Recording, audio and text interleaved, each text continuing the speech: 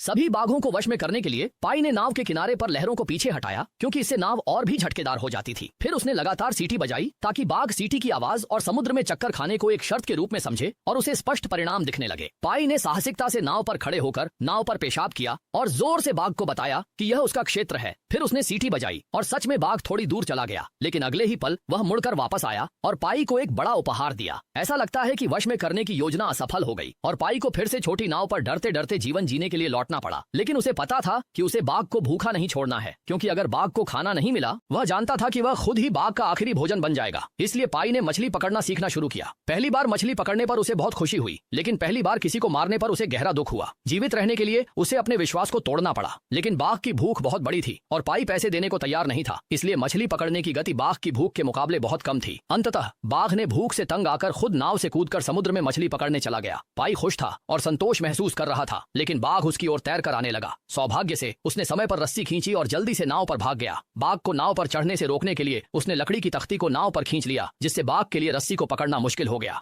पाई ने बाघ को मारने के लिए कुल्हाड़ी सोचा, लेकिन बाघ की आंखों को देखकर वह हिचकिचाया। इसलिए उसने एक ऐसा तरीका निकाला जिससे दोनों का भला हो सके। उसने लकड़ी की तख्ती को अपग्रेड किया। फिर उसने बाघ के लिए एक जीवन रक्षक तख्ती छोड़ दी ताकि वह तख्ती के सहारे चढ़ सके। लेकिन ज्यादा समय नहीं बीता और उसे पछतावा हुआ।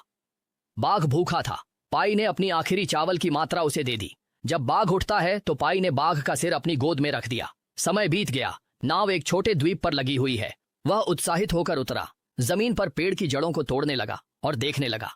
फिर पाई अंदर की ओर बढ़ा और पाया कि द्वीप पर बहुत सारे अजीब जीव रहते हैं। वह झील के किनारे से गुजरते हुए एक तालाब तक पहुंचा, जो स्वर्ग की तरह था, और दूसरी ओर बाघ ने कुछ भाग्यशाली दर्शकों को खा लिया। जब पाई सोच रहा था कि वह यहाँ अपनी बाकी की जिंदगी अच्छे से बिता सकता है, तभी द्वीप पर अजीब घटनाएं होने लगीं। रात होते ही सभी जानवर पेड़ों पर चढ़कर सपनों में खो जाते थे और पाई भी उनके साथ सपनों में खो गया। उसने अचानक देखा कि तालाब में बहुत सारे मछलियों के अवशेष तैर रहे थे। फिर पाई ने पेड़ से एक फूल तोड़ा जिसमें एक मानव दांत था और उसे तुरंत समझ में आया कि यह द्वीप एक कवि का है। रात में बर्तन में रखा पानी खट्टा हो जाता है।